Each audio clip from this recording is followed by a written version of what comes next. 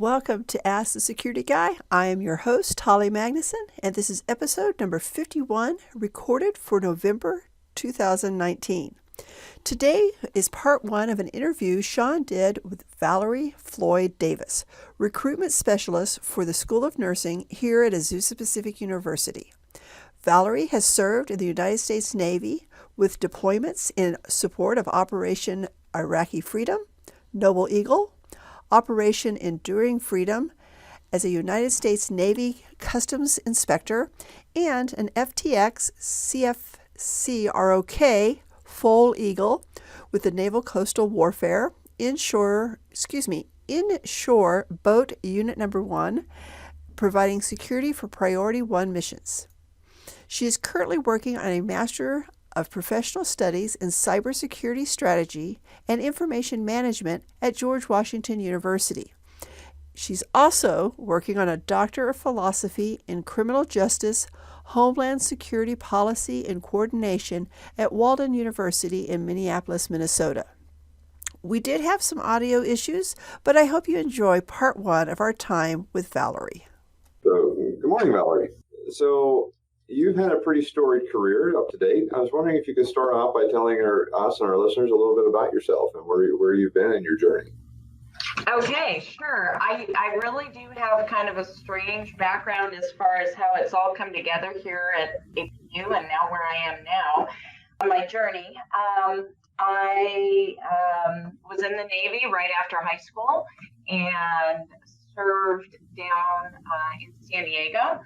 And then I got out of the Navy and I went to college. I got a bachelor's degree in business at Cal State Northridge. And then entered the corporate world of retail and did that for a long, long time. I loved it. Kind of a funny story, but I came home one day and there was something tragic happening on the news. And I remember sitting down on my couch and looking at the news thinking, wow, here I am. Working, I was working crazy hours, 85, 90 hours a week. I was an account executive. I managed 132 accounts. And it kind of hit me that I was doing a lot of work on things that are very temporal. And I suddenly had an awakening of what was really important, but I just didn't know how to get to that place. So I continued on in my career. I started an MBA at Pepperdine. It was in global business. And I wanted to get through the program as fast as I could. So I did 2 overseas study trips, one to the University of Oxford and one to the University of Antwerp in Belgium. And I thought that was the place. I was going to be really involved in business. Came back from my last trip and 9/11 occurred. And I had just signed my reserve contract 5 days before. I decided to go back into the reserves and trying to figure out what God wanted me to do. 9/11 happened 5 days after, and I was deployed. I was recalled to active duty. So I was then sent to Norfolk as one of the first U.S. Navy customs inspectors. They never had customs inspectors for the Navy, but they needed people to inspect tanks and personnel and machinery coming out of Iraq and Kuwait. So I left business and retail and my MBA, and I went and I served over there and came back. Didn't know what to do. I'm a veteran. I now understand what it's like to come back as a returning veteran and how to be a little bit lost, not really knowing what to do first. I resumed my MBA, and I have 2 kids, so I had left them to go to my deployment, and that was very difficult. So when I came back, I finished my MBA, started working as a manager for 24-hour fitness, and left the glamour world behind.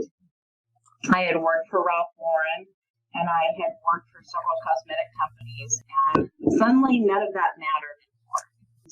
I was desperate to find a job. I couldn't get hired anywhere because I was in flight risk because the war was still going. Everyone that I interviewed with said, well, we don't know when you're going to leave next, and I couldn't get hired. I was working out at my local gym, and they said, hey, you look like you'd be a great fitness manager and a trainer. And I did that in the Navy as well. So that's where I ended up. And that was the position I had before I met Dean Lash, who brought me over here to the School of Nursing. So on the security side of your career, what did you find most fascinating? Which side of the career? The security side. Okay, so I was in a Priority 1 unit, Naval Coastal Warfare.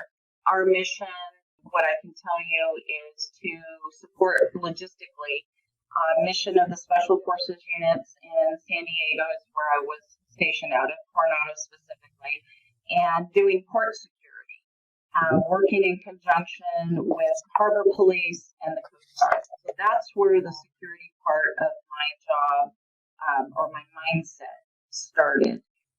When I was deployed as a customs inspector, you know, a lot of times when you say your oath and you're willing to do whatever the job entails, it turned out that we were not just inspecting machinery, but we were actually running convoys up and down from Iraq down to the port of Ashuela in Kuwait for machinery to be loaded back on our ships to come home. So the customs inspector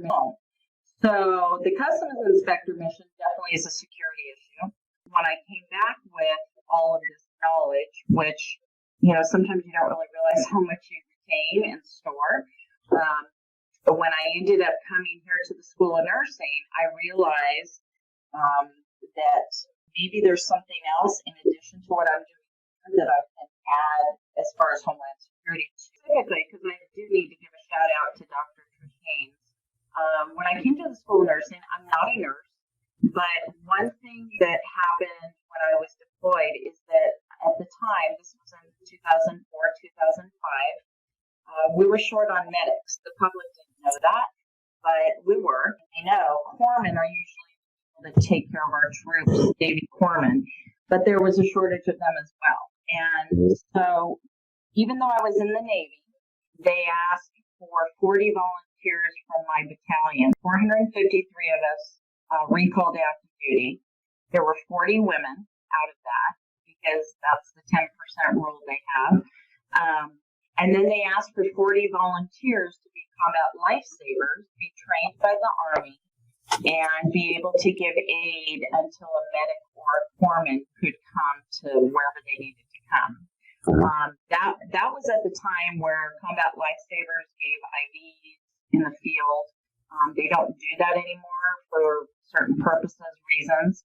But at the time, I was really fortunate because I was one of the first sailors to ever do that with the Army, and I was one of the first women to ever do that. I guess Dean Lash thought between my management career and my combat lifesaver skills that somehow I would fit into School of Nursing as the Now, God has an interesting way of tying things together. You know, and I met Dr. Trish Haynes at a reception. Like you said, God really has a funny way of putting people together. I was in the lobby. We were having a reception for somebody's dissertation.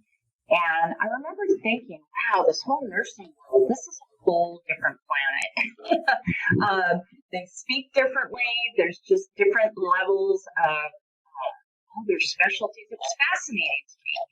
And I remember thinking, I was standing next to this lady, and she was this Dr. Haynes, and what do you do? And well, I'm a recruiter here, and oh, well, where'd you come from? And of course, that turned into a lengthy conversation. She looked at me and she goes, well, what are you going to do with all of that? And I said, I don't know. I just shrugged my shoulders. I was like, well, I don't know. I'm not 20, so I had to kind of think, where does that time in my life? My kids were older, going into college, and she looked right at me and she says, well, you need to get a PhD in Homeland Security. And if you know Dr. Haynes, she is a visionary for knowing people, knowing their skills and what potential they have. And so she became my mentor here at APU. And I didn't know what that meant, getting a PhD. I didn't know what it meant to be in Homeland Security from the academia side. So that was my first path. And I will always be grateful to her for pointing me in that direction. So and now you're exploring that the doctorate, or you already achieved that? No, I have not achieved that. I actually started that doctorate in 2015. I started my doctorate at Walden University because, one, it was online. Two, if you're aware, I don't know if you are, but FEMA.gov has actually a list called the college list. And the college list lists all colleges that have anything to do with Homeland Security, emergency management, public health. Azusa Pacific University School of Nursing Master of Public Health program now is listed on that list. But in 2015, when this conversation actually took place a couple years prior, but I really didn't know exactly how to get there. And so Dr. Hayes told me to look on the college list, and there were schools listed. Well, there were only 5 at the time. I did my research. I chose Walden. Colorado Tech had a very strong program, but they had a lot of business classes involved in that, and I felt that I had already done as much business management and those types of classes that I wanted, and I really wanted more of the meat of Homeland Security, counterterrorism, cybersecurity, emergency management, that kind of thing.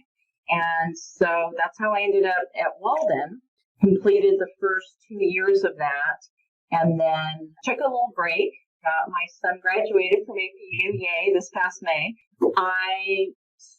During this summer, I've taken a lot of FEMA classes. Okay. And a lot of people know that you can go on FEMA.gov and you can take online courses, right? Yep. Well, I got an email from a colleague who sent me an application for the first Pasadena cohort for the Emergency Management Institute Basic Academy. Now, normally you have to go to Emmitsburg for a month, and you have to take it there. So I applied, and I didn't really feel that I would be accepted because I had only started the Homeland Security PhD, and I didn't have any emergency management experience per se, but I was accepted. When I started going to these classes, I used my vacation days and I went to these classes, and I completed 152 hours of FEMA Basic Academy courses, which includes cybersecurity as well. So with all of that under your belt, as you look at the landscape today, what do you think are some of the most concerning cyber threats out there? Well, that's a really interesting question. I will tell you that I just recently finished a case study regarding the maliciousness of cybersecurity attacks and attackers.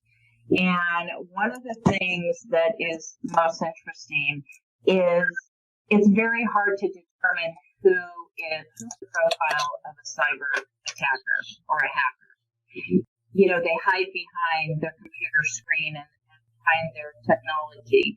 Right now, Homeland Security is really trying to format a profile of what a hacker looks like. One of the factors that they're looking at maliciousness. How do we quantify maliciousness in the cybersecurity world? What person fits that? And of course, with the tone of things right now in our nation, it's a very daunting task to come up with a profile without being offensive or offending people in a lot of different ways. But for cybersecurity, there has to be a better format for how we find these cyber hackers and how we prosecute them, because they oftentimes are never prosecuted. But just to give you a couple of statistics, back in 2016 alone, $1.33 billion was lost collectively to cyber actors from cyber attack victims. Right. And when I became really interested in it specifically, because I recruit at the hospitals for nursing students, Hollywood Presbyterian is a hospital that I recruit at. Well, they had a cyber attack a few years ago. They were basically, their systems were paralyzed for a number of days, and the ransom was they paid $17,000 in Bitcoin to the cyber attackers. Right. And it really hit me hard because I'm working when they're talking to them. I've been doing this for 7.5 years, and it really hit home to me. And I thought to myself, wow, Homeland Security is a very broad area, but I think I need to find something that's a niche, that's the most serious threat to Homeland Security right now, which is cybersecurity. And most of those threats are coming from other countries and cultures. Thank you for joining us for part 1 of our interview with Valerie. Please join us next month for our live show on Wednesday, December 4th at 11 a.m. Pacific Standard Time. Then in January, we'll conclude our interview with Valerie. If you have any questions or comments, please feel free to email us at iso@apu.edu. Until next time, please don't give away your passwords.